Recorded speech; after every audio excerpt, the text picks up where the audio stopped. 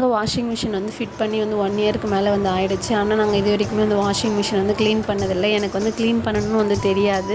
ரீசெண்டாக வந்து துணி துவைக்கக்குள்ள தான் வந்து டஸ்ட்டெல்லாம் வந்து அதிலே வந்து இருந்துச்சு. துணி வந்து துவைக்காத மாதிரியே டஸ்ட் வந்து ஒட்டிகிட்டு இருந்த மாதிரி வந்து இருந்துச்சு. அதுக்கப்புறமா தான் வந்து ஃபோனில் வந்து சர்ச் பண்ணி வந்து பார்த்தேனே நிறைய பேர் வந்து இந்த கிளென்ஸ்மோன்ற பவுடர் வந்து ரெக்கமெண்ட் வந்து பண்ணியிருந்தாங்க. ஸோ நம்மளும் வந்து ஆர்டர் பண்ணி வாங்கலாம் அப்படின்னு நான் வந்து இதை வந்து ஆர்டர் பண்ணி வாங்கினேன். இது 3 பேக்கெட் வந்து இருந்துச்சு. நம்ம 3 டைம்ஸ் வந்து யூஸ் பண்ணிக்கலாம்.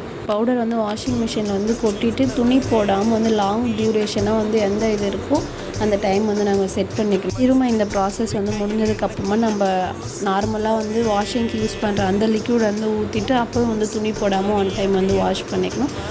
அடுத்த டைம் தான் வந்து நம்ம வந்து துணி போட்டு நம்ம வந்து துவைக்கணுமே. என்னதான் நம்ம வந்து வாஷிங் மிஷினை பவுடர் போட்டு க்ளீன் பண்ணி நம்ம வந்து துணி துவைச்சாலும் அது வந்து கையில் துவைக்கிற மாதிரி வந்து அழுக்கெலாம் வந்து போகாது. நம்மளுடைய தேவைக்காகவும் அப்புறம் நம்மளுக்கு ஏதாச்சும் ஹெல்த் இஷ்யூஸ் இருந்தாலும் நம்ம வந்து இதை வந்து யூஸ் பண்ணிக்கலாம். நாங்கள் வந்து லாஸ்ட் இயர் நான் வந்து வேலைக்கு போனதுனால என்னால் வந்து துணியெல்லாம் துவைச்சிட்டு சீக்கிரமாக கிளம்ப முடியலன்றதுக்காக நாங்கள் வந்து இதை வந்து ஃபிட் பண்ணோம். ஆனால் வந்து இதை எனக்கு எப்போ வாங்கி கொடுத்தாங்க, என்னோடய மேரேஜ் அப்போ வந்து வாங்கி கொடுத்தாங்க. இத்தனை வருஷமாக இது வந்து அப்படியே தான் வந்து இருந்துச்சு. நாங்கள் வந்து வேலைக்கு போகிறோம், சரி நம்ம சீக்கிரமாக கிளம்பணுன்றதுக்காக தான் நாங்கள் வந்து இதை வந்து ஃபிட் பண்ணோமே. இல்லை துவைச்சோன்னா நம்ம வந்து ஒரு 1/2 அன் ஹவர்லேயே வந்து துவைச்சிடலாம். ஆனால் வாஷிங் மிஷினில் போட்டோம்னா 45 மினிட்ஸ்க்கு மேலேயே வந்து ஆகிடுது.